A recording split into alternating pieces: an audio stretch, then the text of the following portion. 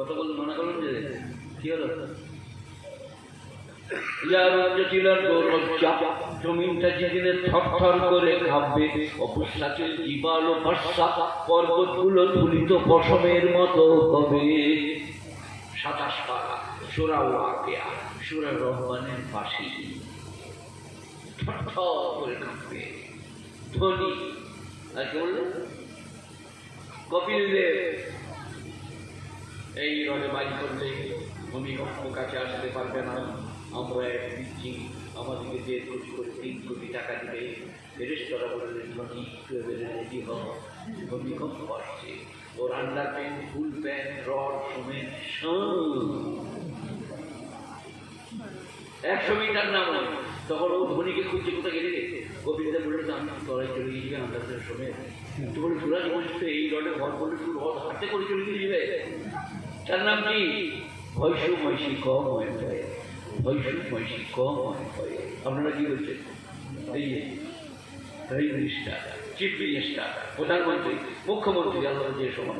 আমি যখন ভূমিকম্প দেবো সব চুলের টুকি দেবো।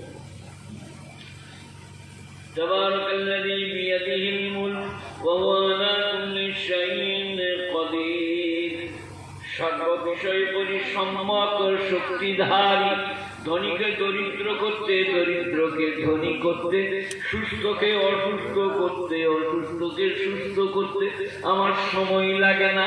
কোন ফাইয়া সবাই বলুন আজকে নামাজ পড়বো ইনশাআল্লাহ। কেন নামাজ পড়বেন? এই গাজীপুরে আমি অনেকবার এসেছি, এখানে অনেক গোয়ালে গাই ফাই আছে, দুধটা কি আসমান থেকে পড়বে? বাইনা ফারাসি ওয়া দামিন লাবানান খালিসান সাইগান লিশারিবিন।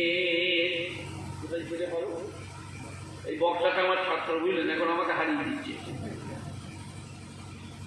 বলছে আমি গোবর আর রক্তের ভেতর থেকে নিচুড়ে নিচুড়ে দুগ্ধ সাপ্লাই করি, দুধের গিলাস করলে কেন আমাকে মনে পড়ে না? খালিস মানে বিশুদ্ধ, বাইনা ফারাস মানে গোবর, দাম মানে রক্ত, বাইনা ফারাসি ওয়া দামিন লাবানান খালিসান। লাবান মানে দুধ, খালিস মানে বিশুদ্ধ।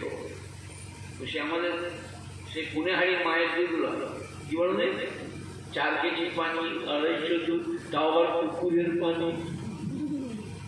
বেশি দিলে দেওয়া হয়, সবাই খাওয়া বুঝিয়ে চা পানি ছানা কেটে দেবে। কারণ যে পুকুরের পানি এনেছে কে না মুখে সেই পুকুরে।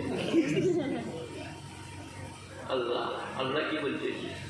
সবাই করে দাও তার গোবর আর রক্ত, দুধ ধুয়ে দাও তো বিশুদ্ধ। দুধের গিলাস ধরলে কেন আমাকে মনে পড়ে না? এটা বুরহান, দলিল। বিসমিল্লাহ আলা বারাকাতুল্লাহ, আল্লাহুম্মা বারিক লানা ফীহি ওয়া জিদনা মিনহু। গুনি চলে রাখে, চলে রাখে। যাই হোক, তাবারাকাল্লাযী বিয়াদিহিল মুলক ওয়া হুয়া আলা কুল্লি শাইইন কাদির আল্লাযী খালাকাল মাউতা ওয়াল হায়াতা। তিনি সেই মহান আল্লাহ যিনি জীবন আর মরণকে সৃষ্টি করেছেন। প্রথমে জীবন আছে, তারপরে মরণ, তাই তো নাকি?